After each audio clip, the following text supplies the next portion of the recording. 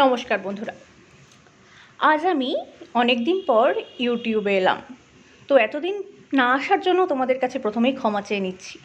এবার যে ভিডিওটা নিয়ে আমি আজকে এসেছি সেইটার ব্যাপারে বলি।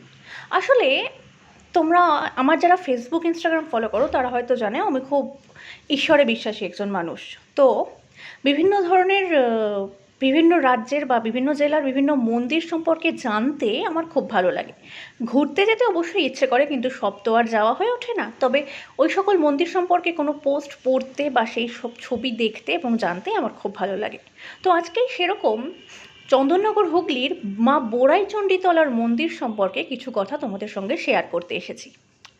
শ্রীমন্ত সওদাগর প্রতিষ্ঠা করেছিলেন মা বোড়াইচণ্ডী। তখন গঙ্গা বয়ে যেত মায়ের মন্দিরের পাশে।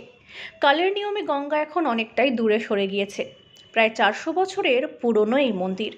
এই শ্রীমন্ত সওদাগর যেখানে বাণিজ্য করতে সেখানেই মন্দির স্থাপন করতেন।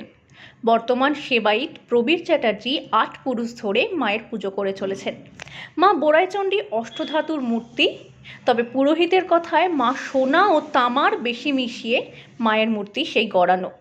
মায়ের সামনে দেবাদিদেব মহাদেব। মায়ের মন্দিরের প্রবেশ পথে বড় নাট মন্দির রয়েছে। তারপর উঁচু দাওয়া পেরিয়ে মায়ের গর্ভগৃহ। বড় উৎসব বলতে চৈত্র মাসের নীল পুজো ও চড়ক। এছাড়া দুর্গাপুজোর 4 দিন ধুমধাম করে পুজো হয়।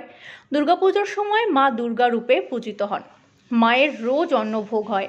সন্ধ্যার সময় মাকে ফল ও মিষ্টি নিবেদন করা হয়। মায়ের মন্দির খোলা থাকে সকাল 6টা থেকে দুপুর 2টো, বিকেল 4টে থেকে রাত 10টা।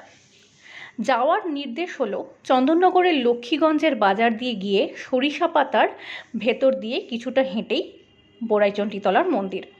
তো এই পোস্টটা আমি এক ফেসবুক বন্ধুর মারফত পেয়ে তোমাদের সঙ্গে শেয়ার করলাম। আমার নিজের যাওয়া হয়ে ওঠেনি, তবে খুবই ইচ্ছে রয়েছে যাওয়ার। তোমরা আমার ভিডিওটি দেখে বলো তোমাদের কেমন লাগলো।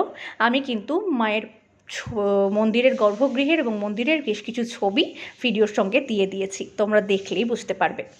তো তোমরাও কমেন্টে জানিও কবে যাচ্ছ। ততদিন ভালো থেকো, সুস্থ থেকো, আর আমার চ্যানেলের পাশে থেকো। ধন্যবাদ।